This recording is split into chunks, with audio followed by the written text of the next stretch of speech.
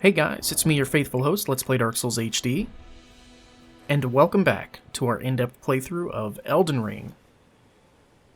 So I want to start today's episode off by doing a quick recap of everything we've covered via the map. So we started here at the first step, and this is where we were greeted by White Mask of RA, and by the way, side note, they released an update in the most recent patch where NPCs can now be tracked via these little icons of hooded characters, and you can keep track of them next to whatever grace you found them at or any part of the map in particular. It just makes them a little bit easier to find, and I think it was a great idea. But we started here, and this little patch of land right here is where the Tree Sentinel patrols, to give you a visual. We snuck past him and went to the Church of LA, where we talked to Kale, the merchant, and then we snuck our way through these woods here to the Gatefront Ruins, which is where we found this map piece that allows us to see all of this. The gate front is essentially going to be my stopping point. I'm going to use this as a place marker that tells me, no, don't go any further than this, because all of this up here, Storm Hill, and then going into Stormvale Castle, we're not going to worry about that for a minute. So we went this way, found the Azule Lake North Grace, then we stopped and looked at the telescope for a second to really get a geographical perspective of what we're dealing with. And then we followed it we followed the road south, went over this little bridge here, and we wound up here at the Waypoint Ruins Cellar, which is where we fought the Pumpkinhead, and we talked to Sorceress Selene. And then we continued going south until we hit Azule Lake South Grace, and then a little bit up the hill here is where the Everjail is. And one person in the comments in the last episode reminded me that I should not fight this boss. I was totally going to wipe the floor with this boss in this episode, but I'm glad that I was reminded not to, because there's an important quest that I want to cover with a specific NPC that I know that a lot of you are going to enjoy. Some of you probably already know who I'm talking about, but he is summonable for this, and I'm going to use him in that fight just to get the dialogue, so we can go as in-depth as possible. So my general plan is I'm going to cover all of the areas that are surrounding the lake. We're even going to go up this little corridor here, where there's a couple nasty caves. There's a real nasty one up in here. But I'm going to cover all of the surrounding areas of the lakes, and then we're going to gradually work our way south. We don't have the map piece for south yet, but we'll cover all of this once we're done with this whole entire surrounding area. And then after that, we'll probably work our way east, which is the more challenging part of Limgrave. And we'll worry about all that stuff when we get to it. But for now, let's hop back on Torrent. Let's make some progress. So the first thing I want to do today is I want to go explore two different caves that are relatively close to each other. One is going to be right here in the left part of the forest that leads to those Gatefront Ruins, and then the other one is going to be down here on the beach. So what you can do is you can hit X, or I guess whatever your bottom button is if you're on Xbox or PC, and you can mark it on the map, and you will see a big blue laser in the sky, and it will guide you there. So I want this guy. Pick this up, and I'm going to take this guy down because I want this item. Woo! No! Oh! Alright. So that Ash of War is not particularly important to me. Like, Unsheathed is very, very good. It's the starting Ash of War that you get on the Samurai class with the Uchi Katana. And it's not super important to me, but I do want to make a point that I'm going to grab every single one of those guys. Like, I'm going to show you guys how to get every Ash of War in the game. And the ultra satisfying part of grabbing that item is that those crabs will 100% kill you, or they will 100% kill each other before they kill you every single time. And it's great. I'm really shocked that the third one didn't somehow manage to kill me, but I'm pretty sure that the one that was already aggroed on me and knocked me off the horse died first, which is probably the only reason that I'm alive. Let's rejoice. So we already dealt with this, and one person pointed out to me an interesting fact, a couple people did actually, that you only need to hit the trolls once. I keep calling them trolls. You only need to hit the giants once to make them stop moving, and then you can loot the chest, which is much easier than what I did, if you'll recall. I ended up fighting both of them. But it's good to know that you don't have to do that. And I'm honestly not trying to pick a fight with most of these guys, because this is a very, very poor weapon on horseback. But it's the best I've got, so I'm going to choose my battles wisely.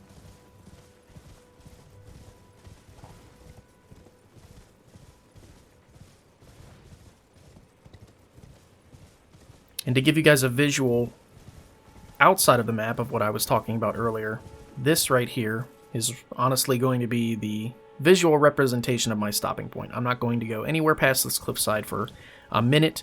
We might wander just a hair past it just to get specific items or fight certain bosses. Like, I know I'm going to want to fight the Crucible Knight before we take on Margit. But here is the cave that I wanted to go into. The Groveside Cave. So this is a very easy beginner's cave. There's not a whole lot of threat down here. And I do believe that there's a reason that they put this specifically in front of you as you're leaving the Church of LA.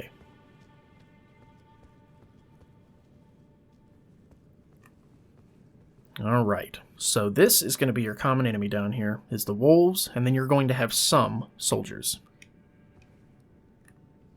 So here's the ideal strategy for these guys. There's a big fire in the middle, so it's probably smart to bring a torch with you and use it in here if you need better visibility. I'm not having a particularly difficult time seeing, and I've already done this cave before, so I know what to expect. But what you want to do is you want to pull these guys one at a time.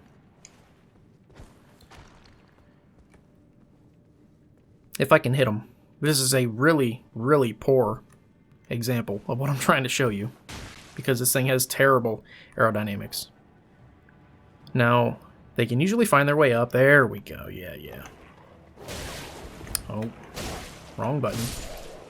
There we go. Oh, the big one is here. So, play it smart here, alright? You have limited visibility, and you can't block with a torch, so you gotta be careful. But try to pull them away from that area and be near the grace. Oh. Come on.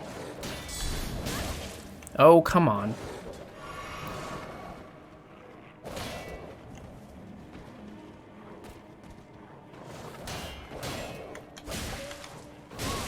Oh, goodness, come on. I'm doing a terrible job of showing you guys what I'm trying to do here. There we go. He hits twice, unlike the other wolves who hit once.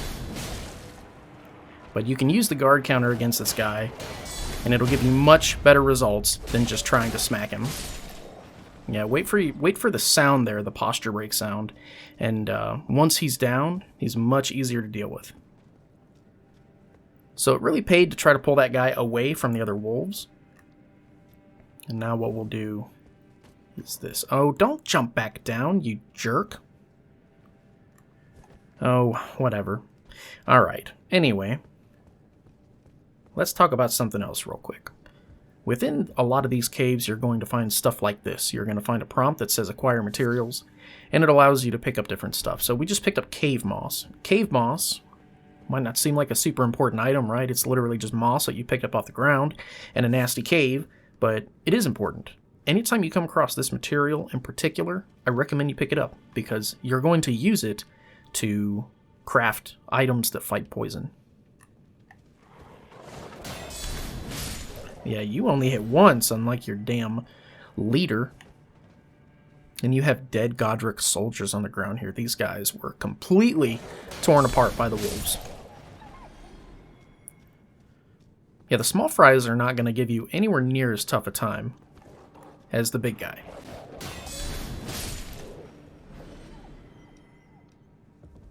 And anytime you're approaching like a really obvious item, especially the ones that have the purple glow, make sure you look around first before you grab it, because, I mean, if we're being honest, FromSoft were complete assholes when they made this game, And they design everything in here to be some kind of trap. In some way, shape, or form. Alright, what do we got? We got that guy. We got that guy. And this is a really good time to talk about the lock-on button. So using your lock-on button is super valuable in this game, especially if you're entering an area where the visibility is poor and it's difficult to see. The lock-on will save you, because you may not be able to see, but your in-game camera will always be able to see. So let's take care of that guy. Oh yeah, these guys are weak.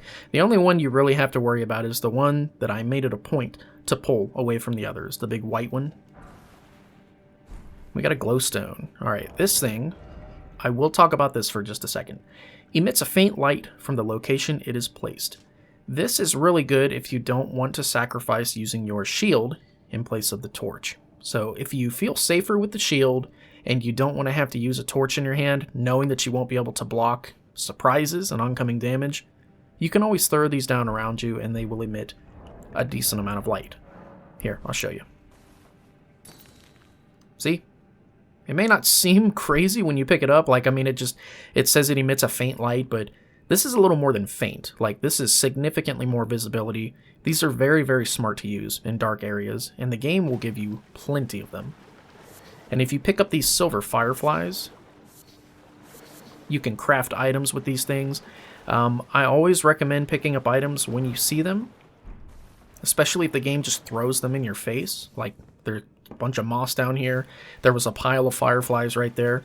Like, if the game gives you an opportunity to pick up an abundance of materials, do it.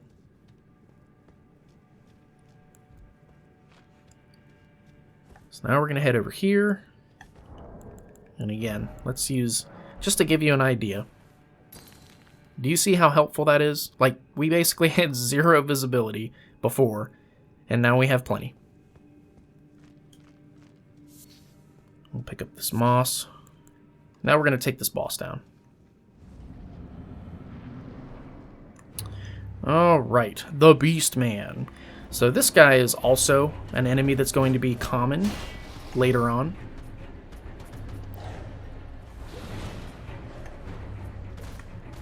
Well, almost got him. This guy can be backstabbed. Now, you do need to be super conscious of what he can do. His attacks are relatively heavy, and even for someone like me who started with a really good shield, he'll break your guard pretty quick, especially with that attack. Like, there's no getting by that attack, I promise you. It was a little too early. I'm really bad about that in this game. I've been noticing that. Like, I am really bad about timing my strong attacks on Wake Up. There we go. So, versus blocking him, I really recommend just staying out of range of his attacks. And the roar there will break your posture. It'll knock you down, it'll send you flying if you're close enough, and it'll do damage at the same time. But mind his reach, let him do his thing, and then punish his combos accordingly. Woo! Now, you can guard counter this guy. Oh no, I'm an idiot. I forgot he had one more attack. You can guard counter this guy, and it's relatively safe, but only after his final hit. You don't want to block the blunt of his attacks first,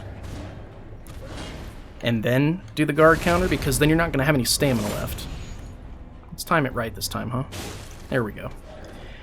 And if you hit the enemies with enough charged strong attacks in this game, bosses in particular, you have an opportunity for a critical hit, or a riposte, as it's called. And I'll find more bosses to show that off against as we continue the playthrough, but I don't think he is like a good example, necessarily. And again, staying just out of range of his attacks is ideal, because if you're up on top of him, he has plenty of attacks that are multi-hit, as you can see him doing now, that will break your guard, and then leave you open for damage. See, that was just one hit and he did over half my stamina.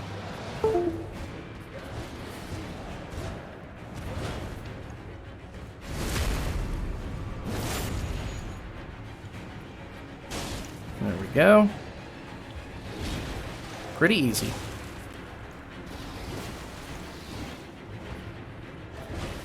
One more. There we go. And you gotta roll late for that attack, because he really, really winds it up.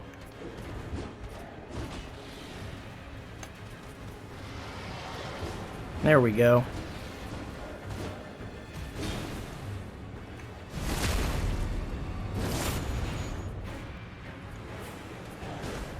Oh no, how the hell did I miss? That was lame. There we go.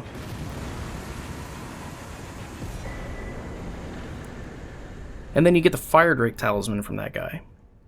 Stuff like that is really weird. Like, there are a lot of enemies in this game where I think that when they designed the way you lock onto the boss, that you are meant to deliberately miss them if you don't read their attacks right.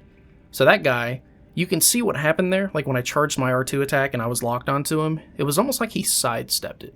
Like, I believe that was a pretty deliberate part of how they engineered a lot of these fights. They don't want it to be too easy, and they don't want to give you, like, too much advantage, even if you know what you're doing. So touching this is going to take us back to the beginning of the cave. I'm going to select no, because I want to look around for a second and really take in the surroundings. A lot of these caves and dungeons in here are probably not meant to be looked over, but this one in particular might not seem like anything special is happening here, but that's where you're wrong. We're going to take a look at this real quick. So we have dead Godric soldiers all over the place. Like, the wolves defeated the others at the beginning of the cave, and I misinformed you guys. I thought there were Godric soldiers you had to fight in here because I saw them sitting down, and I thought they were just sleeping or whatever, because that is something that will happen a lot in this game. You'll see enemies that look like they're dead, then you run past them, and then they stand up and aggro you because it's a trap. But not the case in this cave. Like, they were dead this time, and it looked like the wolves are the ones that defeated them. But the boss we just fought is a common enemy as you go further south towards the bottom of Limgrave. And, well, no, he's from the dragon area. Yeah, he's from the dragon area. That's way later. But you have dead soldiers in here that are wearing the Godric colors. And you'll notice that as we go through different parts of the game, you're going to see that these soldiers are going to be fighting other types of enemies. Like, there's going to be demi-humans that you'll see, and these guys will be like in straight up skirmishes with them, and they will completely ignore you to fight each other. And I think that's really interesting. Once we go further south, we will see some of these battles unfold, and we'll also get to see, like, firsthand some details as to why they're fighting and what the deal is with this whole war between these guys, these soldiers of Godric, and the demi-humans. But that's going to come later.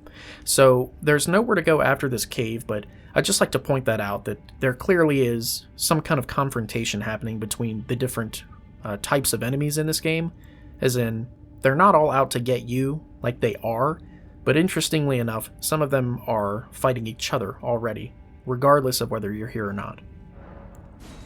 So we're going to return to the entrance.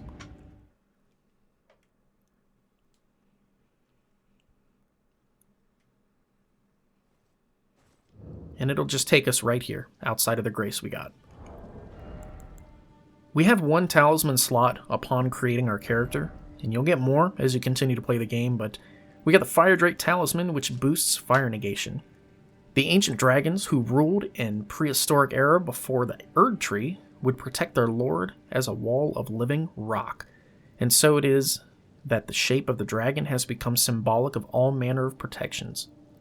And it's true, because pretty much all the talismans that you get in this game that increase any form of defense, whether it's fire or magic or anything else, looks just like this one.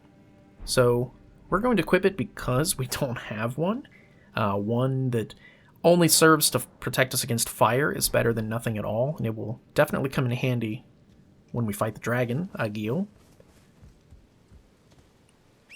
But that was that cave.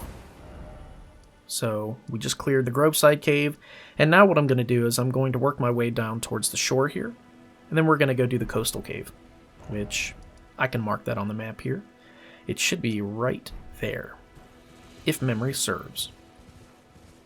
So there's our guiding laser beam, and then working our way down to get to the beach, that's a whole different thing. It's certainly not as simple as just running towards the beach and dropping down off the cliff. That's how you die. Somebody's after me. I heard the music.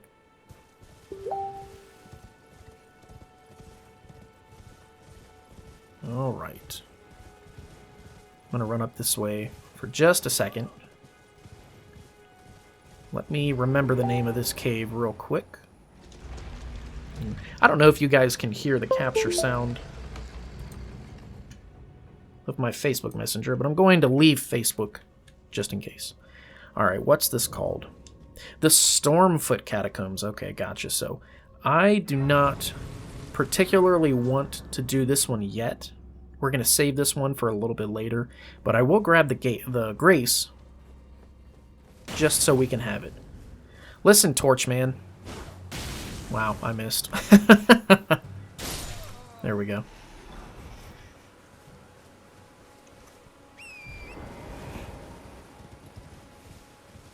So now it's time to head towards the laser beam.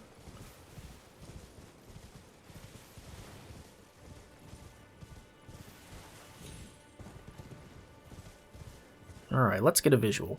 So this is where we're headed. There is going to be a giant patrolling, and you don't have to fight him because he leashes like relatively easy. He will stop chasing you super fast, so it's not going to be like a struggle to try to get away from him. Those giant tentacly octopus things down there are super duper problematic. Like, I don't recommend trying to fight them because they drop like an octopus item, and it's valuable for crafting. But because I don't necessarily need it at the moment, I'm not going to worry about it. So this is how you want to get down to this place.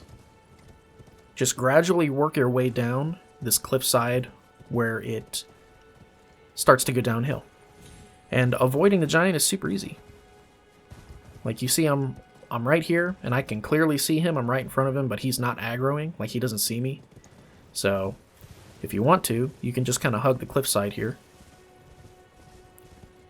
And now that I'm down here, here's what I'm going to do. Just to give you guys like a visual. I'm going to head up this way, where it cuts off. I'll go all the way to the end there. And then we will work our way back down, and we'll clear this part of the beach. So we'll head this way first. Right here is an interesting thing to point out. You can see there's something making a trail here, right? There's quite a few of these in the game, and they're always in super inconvenient places. This one, and maybe just a couple others, aren't that bad. But if you try to get, like, in the path and hit him, that's all you gotta do.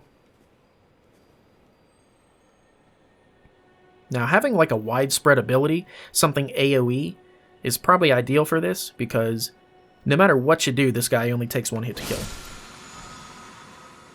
So we got ourselves another Ash of War, the Stamp, and it's very good. It's particularly good for PvP, I've found, but that is going to be one that we probably end up using.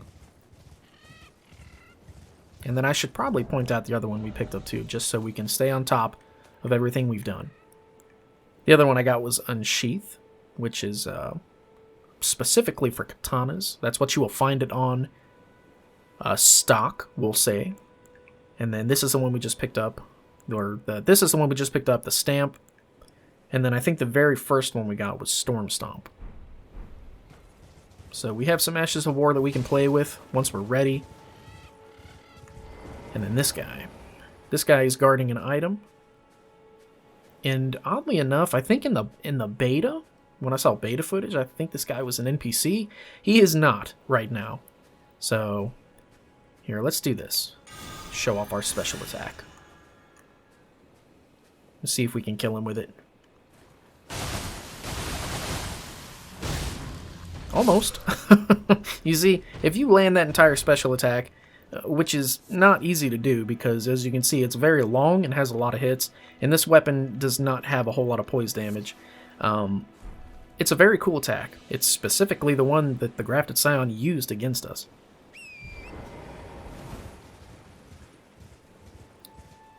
But it's very interesting. When you use the weapon art, which will buff your weapon with holy damage, and then you charge your strong attack while power stancing it, that's the attack that you get. It's really cool. And it can be very useful for enemies that are facing away from you and not aggroed yet.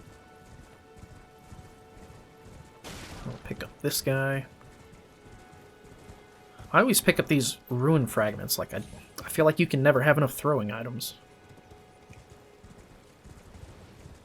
And then we'll scale the top of this thing just to make sure that we're not missing anything. Because a lot of these structures here, these like fallen fortresses that are like embedded into the earth, there's usually items at the top of them. Alright. So we're going to continue our way down the beach. You're going to have some instances where there are items that are being guarded by these giant guys that are not worth picking up. Let me show you. So the land octopus ovary, that is what you will typically get for killing these guys. And it's not worth it because you, as a player that's starting out, if you're playing alongside with me, you don't need those yet. Like, they're probably not super important at the beginning of your playthrough, and those things are super difficult to kill. Like, they have a lot of health, and they will kill you much faster than you will kill them.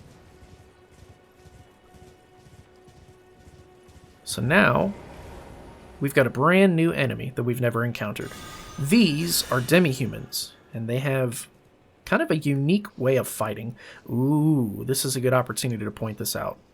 See how this guy's eyes are glowing yellow? It's because he's going to give us additional runes when we kill him. So they do that. They scream, and then it causes the others to run over and aggro you. And the rest of them are going to start screaming too, because that's what they do. And then by the time they're done screaming, you've got their entire tribe on you, and it's a bad deal. But they're not super hard to kill. I mean, they're just like the Godric soldiers. They're not super mobile. They don't have ranged attacks or anything super annoying. We can kill them in 2 hits with an unupgraded weapon. And they will occasionally drop rainbow stones, and string is the other common item they drop, which, again, just craftable stuff. They don't have, like, a rare drop that you need to worry about. Now here's a sneak peek of where we're going to end up when we finish the cave, and that is the Dragon Church. And we do have another nomadic merchant down here. Always grab the butterflies. What do you need? I don't want any trouble.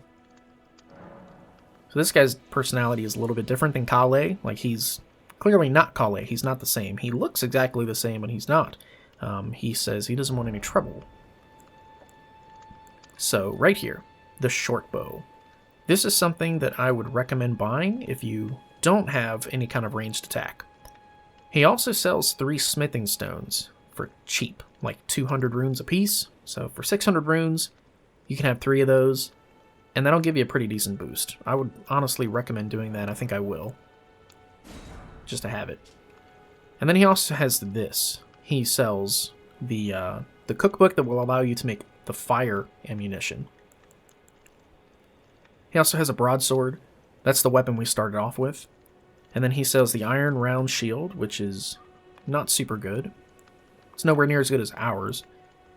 And then we've got the 2 notes here. So, like I mentioned before, I'm always going to buy these. And just for the sake of having something to pull the enemies, I'm going to buy this. As well as some arrows. We'll give ourselves a boost. And the arrows are expensive in this game. Like, very expensive. So, we're going to start off with a modest amount. We're just going to spend 1,000 runes on 50 arrows, and we will gather materials to make more of them as we keep playing. And I'm just going to fly through here real quick and make sure there's nothing that I want to sell to him. That. Don't want that. Don't want that or that. And I don't want these.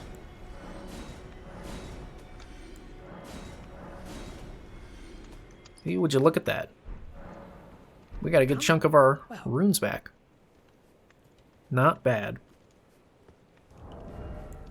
So what I like to do is I like to put the talisman in that slot.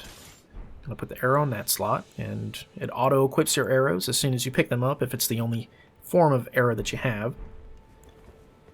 There we go. So here's where our blue laser beam is, and once you touch it, or get to it on the map, it disappears. So you don't have to manually get rid of it. Oh man. These damn things. I hate these things so much. Like, once you have fire, they're not a problem, but these things, like, they literally take no damage, and, like, it's not worth fighting them at all. Because they have infinite poise, unless you use the charged strong attack of, like, a colossal weapon, and I don't know. I just wanted to show you guys how ridiculously annoying they are. And then we have a spirit spring here that can take us all the way back up there, instead of having to run back around to where the giant was.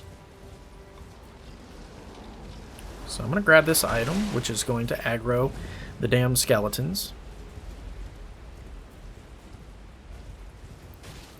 And we're going to run back in the direction that those demi-humans were at. And we're going to go do the cave.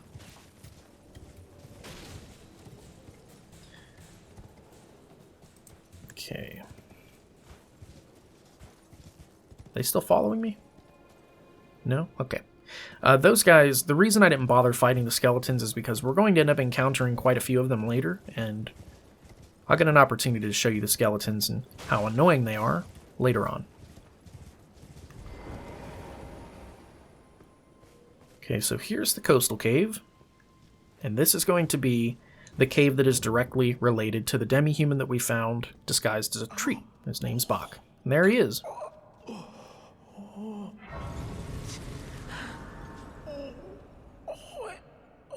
It hurts.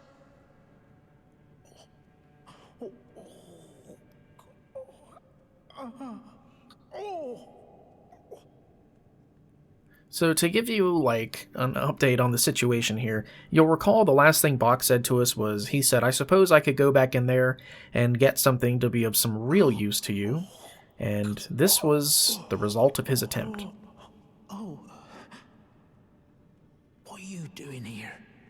You must leave this place at once. They'll rush in and beat you to a pulp. You'll end up just like me. Oh. Okay, so that's Bach's way of warning us that there's probably something pretty hostile in here that would like to hurt us. So I'm going to go ahead and sit at this grace. We'll see if we can level up. We can! We can level up one whole time. Wonderful. One single point of dexterity is all I need, and that's good, because now we can use the flail, I think. Yeah, there we go. So the flail, this is a really sick weapon. Like, this is a brand new weapon class specific to Elden Ring. This has never been in a Souls game, and the great thing about the flail is it's a bleed weapon, but it causes strike damage. So it's very good for enemies that are clad in armor, or scaled enemies like dragons that have hard skin. The flail is kind of hard to use. It's not like the most... Well, I don't know. I'm not doing a good job hyping this thing up. I'm just going to summarize real quick. The flail is good. Use it. It's not like super overpowered, and it's not going to be like a big mega cheese weapon or whatever. Like, it's not going to make... Shit, I knew that was going to happen. It's not going to make the game, like, stupid easy or whatever, but it definitely makes it very fun. It's a fun playstyle. It has great bleed build-up. And here we go. Alright, so this cave is short. It's super short. This is meant to be one of the first caves that you do, and for good reason, because the enemies in here are not super challenging, and if you take them down one at a time, they're easy. Alright, so always backstab that guy, because if you just straight up hit him, you're just going to knock him down. And then he's going to get the attention of the others, and you don't want that. So I recommend going for these two second, and let me see what I can do. Here we go. Let me just make one set of these, because one set of these, this is a very poor place to do this, but I'm going to do it here anyway. Let me make sure those guys aren't coming. Alright, so I'm going to explain some crafting to you real quick, and this is just going to be a really light explanation. We'll dive deeper into this later on, but you guys deserve to have some kind of like easy explanation of how this works early on. And I'm probably late on this. Episode 3 might be a little bit late to explain crafting because it's a super important part of this game, but whatever, we're here. So you have items that you can craft right away without having any kinds of cookbooks, and fire bombs and these bone throwing knives are part of those items. These are important, like the fire bombs, or the fire pot it's called in this game, is probably going to be your best friend in the beginning, because it's a good way to pull enemies and or kill them at the same time, because the base damage of the fire bomb is good. It scales with a B in strength and a D in dexterity. And anything with dual scaling on it, I don't care if it's a weapon or a throwing item, it's good. It means more damage. So fire pots are good. The only thing you need to craft them is the butterflies that you see me picking up constantly, and the mushrooms. So you're always going to see me pick those items up, because those are what you need to make the fire pot. However, you can't just create them and have them. You need these, the cracked pot. So if you remember, I told you to buy all 3 of these from Calais right at the get-go, and then we looted one right on the beach there, I believe. These are important. Try to get as many of these as you can, and always buy them when you see them for sale at the merchant, because you'll notice we have 4, so when we go craft these, we can craft 4 of them, because that's how many pots we have. We might have enough to make 7, but we can only make 4 because that's the amount of pots that we have. So I'm going to do that, and I'm going to make 1 set of these. Look where it says number held, with the little arrow pointing at it. It says 5. That means 1 set of these is 5, and 3 will be 15. You do the math. I'm only going to make 1 set, because 5 of these is plenty for me. I'm just going to use them for pulling. Now I'm going to get rid of these stupid ruined fragments that you guys are watching me whiff with constantly, for something that's a little more aerodynamic, and we'll go further. Come here, you. Oh wow, that did a lot of damage. Yeah, let's go. Come on over. Oh, this weapon is cool, man. I like the flail a lot. And you can throw these in succession. Like, I think you can throw up to 3 at a time. So the thing with the flail is, it's a slow weapon, right? Like, it does not attack very fast, but it causes bleed up, and that spin, when you do that spin and go into the heavy R2, that is super duper satisfying to pull off.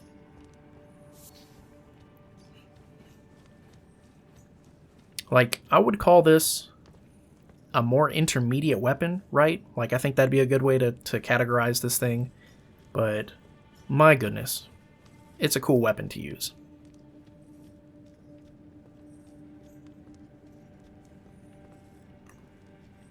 Here we go. No! Oh, that feels so good when that happens. I should be, for sure, more careful against these guys, because I don't have my shield out right now. Like, I have a torch. Oh boy, that guy. The big boy there with the club. Go for that guy first. Well, I completely butchered that. Okay, let's see if we can pick some health off of that guy first. Now, do not fight those 2 guys at the same time. Like, they're not going to be the most challenging enemies in the game, like, by any means, but put together, they will cause more trouble to you than what you might want to deal with. So, I'm going to be smart and I'm going to use my means here. There we go. And get them both at once. So that guy, just to give you an idea, this guy right here, whose corpse I'm mangling just for the sake of explaining something to you, I'm super disrespectful. He is like the little leader / alpha of the group down here. And killing him first will trigger an interesting behavior in these guys. The thing with the demi-humans is if you kill their leader or their alpha, and it's always super obvious which one is the alpha because he's a little bit bigger and has a more like scary looking weapon, they will stop fighting you. Like they will lose aggro on you completely. Alright. And then we got another land octopus ovary. God, I can't talk today. Okay, so something I'm going to show off real quick, and by show off I mean use him completely for help, is Old Knight Istvan. Let's talk about this guy for a second. He is a great summon for this fight. This is not a difficult fight to solo. I mean, it can be for newer people, but this guy, I'm telling you, I don't care how bad you are at this game, if you summon this guy, you will win this fight. Like, he is really, really good, and it's just, I'm telling you, wait till you see him. He's probably way too strong for this fight. You'll see what I mean once we start the battle, but I want to point out something about this guy real quick. His armor is sick. It's called scale armor. It's probably going to be my most used armor on this character once we get to end game. But later on, when we get to a place called Volcano Manor, we're going to start a quest line that's kind of like the Brotherhood of Blood in Skyrim. It's very similar to that. And we're going to end up killing this guy, but for now, he's our friend, and we can summon him for help. You don't need the torch for this part. Absolutely use his shield instead of a torch. And I'm going to keep these fire pots on me in case of emergency, but I'll show you the strategy for this boss. Now, this is going to be your first multi-enemy boss. I'm sneaking right now because I don't want to aggro everybody just yet. But there's one way over there, and then there's one over here that's sleeping. Let's be real sneaky about this, huh? Alright. So he has already started completely destroying people.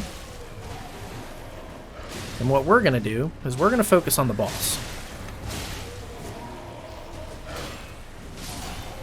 Now it's imperative to get rid of the small fries while you're fighting the boss. Oh, shit. There we go. Take aggro, please. Okay. So now that it's just us, here's what I'm going to do. I'm going to try to focus on charged strong attacks so I can break the posture of the boss and get the riposte. There we go. And then the second one is going to be over there. Oh shit. That's it. You take aggro. Oh, stop that. You're going to die and you know it.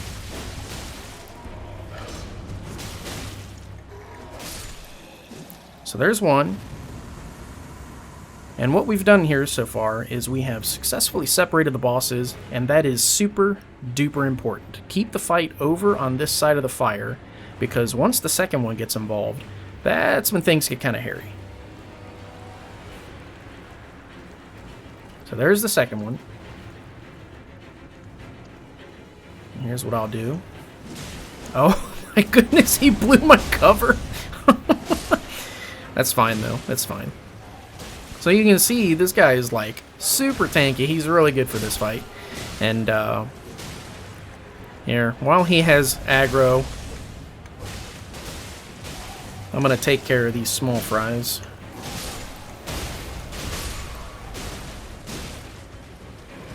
Oh goodness. Alright. So again, use this guy to your advantage. He'll keep aggro because he attacks a lot, and then you can charge strong attacks and wait for the riposte.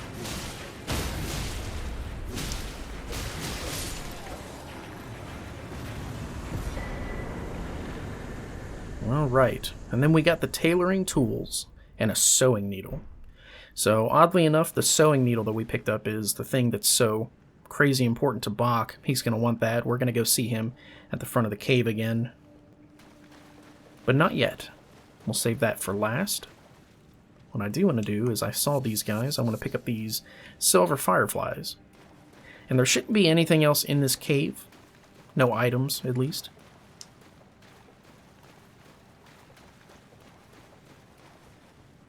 And then you can use this teleporter here, like I showed in the previous dungeon, to go back to the entrance.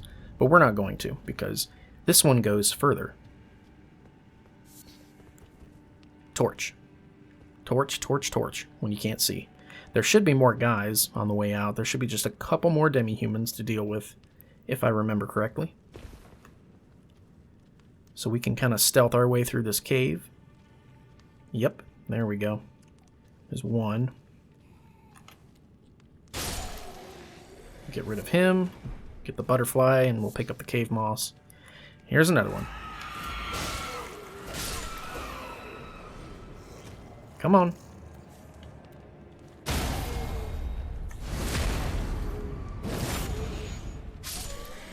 This sword is good, man. You land a charged R2 on these enemies and you get like a free riposte. It's really good.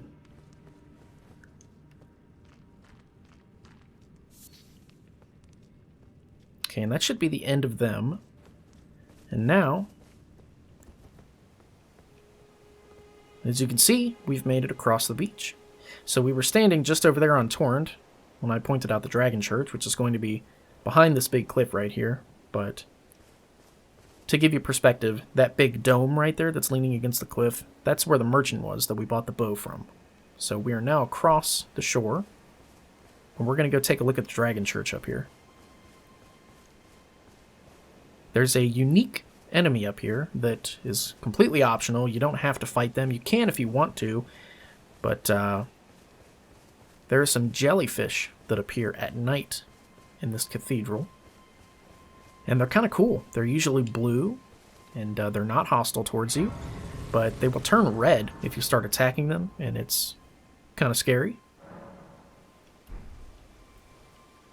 Yep, there's one right there. I don't recommend fighting them because when they turn red, they start shooting poison at you, and that's not good because poison bad. So right here, you can examine the altar, and oddly enough, it's really cool that we're here right now because this is a function that generally only works at nighttime. And if you do the ritual of the Dragon Communion, you can use dragon hearts to obtain crazy dragon spells. And these things are good. Like, we're going to get one later that causes Scarlet Rot. It's very cool. It's super good for groups of enemies, and it even works on bosses. But the first three that it gives you right out of the gate will be the Dragon Fire, which you summon a giant dragon head that shoots fire. It's very cool. And then you get Dragon Claw, which is a physical attack with no element involved. And then you get the Dragon Maul, which these go in order of effectiveness. Like, this one is good for things that are weak to fire, but doesn't really do a whole lot of damage to begin with unless you have high faith and arcane. This one is really good physical damage for groups of enemies. And then this one is super good physical damage for groups of enemies. Like, the bite is awesome. Like, I'm probably not going to end up using it because I don't want to invest the arcane to get it. But if you're going to go for like a Faith Arcane build, it's really, really good to use this one early on. Like, I would highly recommend using the first Dragon Heart that you get for this versus the other two, because this one you'll get the most bang for your buck out of. And then the other thing is the currency for these is interesting. It's weird. I can't show it right now because I don't have a Dragon Heart to begin with, but you trade Dragon Hearts for these incantations, which you get them by defeating dragons. Imagine that. But once you use these, or once you use a Dragon Heart to get one of these incantations, your character will do this animation where it looks like they're eating the heart like an apple out of their hand, which is interesting. It's slightly morbid, but very cool to watch, and I think it says a lot about the ritual that you're performing when you do these incantations. So mushrooms, like I said before, I always pick up mushrooms because they are good, good, good. And the most notable part of getting to the Dragon Church here is up here. We have a developer message. Far to the east, you'll find the Cathedral of Dragon. And when it says far to the east, it means it. Like, far to the east. Like, my map won't even go that far yet. So, this is called the Church of the Dragon Communion. Later on in the playthrough, when we go further east, much further east, we will find what's mentioned in this little developer message, the Cathedral of the Dragon, which is even bigger and offers even better spells. So this is our first time picking this item up, the Exalted Flesh. This is a very valuable item, and we're going to buy the cookbook needed to make these pretty soon, but this item, when you eat it, temporarily boosts your physical attack. Considered a delicacy in the Badlands, this invigorating repast was for the exclusive benefit of those who they deem heroes. So there's that word, Badlands. You'll notice from the opening cinematic, the very first tarnish that is mentioned is Horalu, Chieftain of the Badlands. So it's really cool that we get a bit of lore information on what they eat, or the heroes in particular, from where Horalu comes from. I guess it was this item. So this is our first item we pick up that's directly related to that tarnished. And I always think it's interesting to point out. So without being a complete jackass and dying, we're going to make our way down. And I just kind of want to scale the outside of here real quick, because one thing that they really enjoyed doing while making this game is they like sticking items out on the cliffside that they know for sure you will miss, like this guy. Alright, Great Dragonfly Head. That is a craftable item that is supposed to go with the moss that we were picking up in the cave. You mix the cave moss with that thing, and you will get a cure for your poison. And then we're going to pick up some herba. No, that does not do what you think it does. And then we'll run further down here. This is a very small island, and there's not a lot on it, but I want to cover it anyway before we complete the episode, because there would be no point in coming back here later to just pick up something we missed. And as I mentioned before, I likely will not be using the dragon incantations because I don't want to invest the arcane to use them. But this is me just trying to give you guys useful and helpful information. They're good. The dragon incantations are really, really damn good. And if you start off with a build that has a decent chunk of arcane, like the bandit or the other faith class, I can't remember off the top of my head what they're called. Prophet, I believe. If you start with either of those two that have a good amount of arcane, I highly recommend trying the arcane skills out in this game. They're a lot of fun. So that is pretty much the whole island. We got all the items on it. And now what we could do is we could just morph back here to the coastal cave. And I think that's the smartest option, because what we're going to do now is we're going to talk to Bach. Because we got his needle. Oh.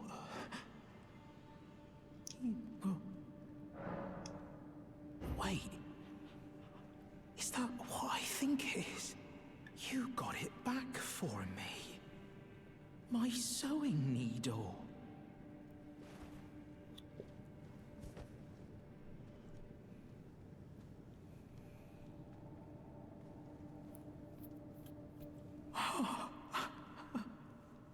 What made you go and do a thing like that? My mum was a seamstress, and that sewing kit was all I had to remember her by. I always wanted to be just like sweet old mum. Then I suppose I can't just curl up and die, can I? Thank you. You're very kind. I always wanted to be a seamstress. Then Okay, and I think that should be his... Yeah, okay. That's the last of his dialogue. So, giving him the sewing needle, this is essentially going to trigger him to be an NPC that will alter your clothing for free, which is pretty cool. So, let's talk about the other item that we got. we got the tailoring tools. Enables armor adjustments at Site of Grace. So adjusting your armor in this game is completely optional. It's not going to give you any kind of like benefit, because really, here it is, the alter garments option. Really the only thing it does is it saves you a little bit of weight, and unfortunately that comes with a price. Fashion. So you see, with cape, without cape. Not worth it, because all it really does is it saves us 1 unit of weight, but it does cost you resistances as well. So it'll make your defense go down and make you weigh a little bit less, but I happen to think the hood and the cape are super freaking cool on this armor, so I'm going to keep it. And I guess I can mention that it is useful if you know that you're just a couple units away from getting back to the medium or the light roll or whatever class of weight you're trying to go for, but it really doesn't make a difference for me because I don't need to have a bunch of things equipped to me right now. The only things I need are my weapon, my shield, and I can swap between the bow and the torch accordingly without being super overweight. So there you have it. You know what? I should talk about this thing, even though I'm not engaged in multiplayer. This is a multiplayer item. When you examine this, it says, this summoning pool is now functional. And what it'll do is it's essentially like using... Well, I don't have one on me. Let's go to the crafting.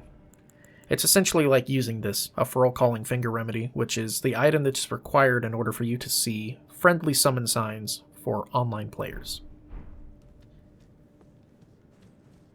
If you didn't know. So let's go ahead and leave this cave. And Bach has disappeared. So we're going to find him again later. But he is gone for right now. Okay. There's the nomadic merchant. And again, this is really helpful if you're lost and you can't find these NPCs. Just look for them on the map. Look for these little icons here, the little hooded figures. Oh boy, that right there. That cave. We're going to head that way soon. Okay, so there's the Dragon Church. We were just over there. Now what we're going to do is we're going to head over to the Church of Alay. And we're going to see about upgrading some items. This way, Tarnished. May I have a word? Not before activating a very deep and lengthy, but equally awesome questline. A pleasure to meet thee, Tarnished. I am the witch Renna.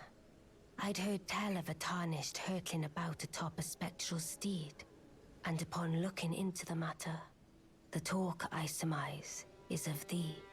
Thou art possessed of the power, no? To call forth a spectral steed named Torrent. That's me. Ah, as I had hoped. I was entrusted this for thee, by Torrent's former master. So this item, this is incredibly important. We're going to talk about this right after we finish this dialogue. 'Tis a bell for calling forth spirits. Summon them with it.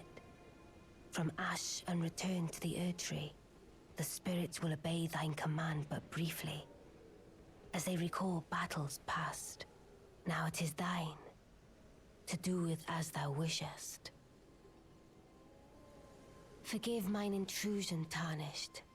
I doubt we shall again meet.